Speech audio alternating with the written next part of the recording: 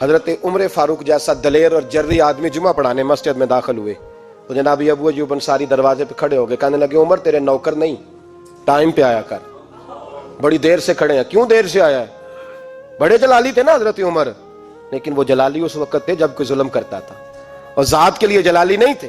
کہا وقت پہ آیا کر، کو ملازم نہیں تیرے؟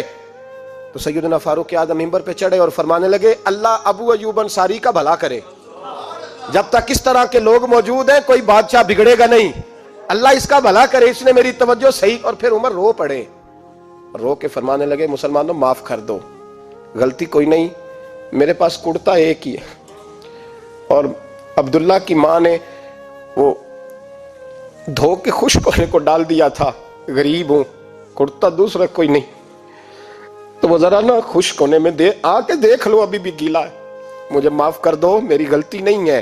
صحابہ درد کے ساتھ رونے لگے اور کہنے لگے اللہ اس طرح کے حکمران ہمیشہ عطا کرتا رہے۔ میرے بھائی تو انصاف کا رنگ تو دے، ان تقاضوں کو سمجھنا۔ یہاں کسی کی جرت ہے بول سکے، طاقت ہے کسی کی، لیکن انہوں نے اپنے آپ کو پیش کیا، سامنے پیش کیا اپنے آپ لوگوں کے سامنے۔ دو مال غنیمت کی چادریں بانٹ رہی ہیں، سب کو ایک ایک ملی ہے۔ فاروق اعظم جمعہ پڑھانے آئے تو اسی چادر کا کرتا، اسی کی تامت، لوگ کھڑے ہو گئے، عمر بتا تو نے دو کیوں لی؟ یہ انصاف ہے؟ یہ عدل ہے؟ کیوں لی دو؟ حضرت عمر کہنے لگے میرا بیٹا جواب دے گا۔ عبداللہ بن عمر بولے، کہنے لگے ابا جی کے کپڑے بڑے پرانے ہو گئے تھے، میں نے اپنے حصے کی بھی اپنے ابا جی کو دے دی ہے۔ دیکھیں نا یہ انصاف میرے نبی پاک نے کیا ہے، صحابہ نے سیکھا ہے۔ میں اور آپ تیار نہیں، ہم تیار نہیں انصاف کے لیے، ہمارا مزاج نہیں انصاف کا، ہمیں خود بہت سارا آگے پیش ہو کے رنگ دکھانا پڑے گا، اس کے لیے ہماری تیاری نہیں۔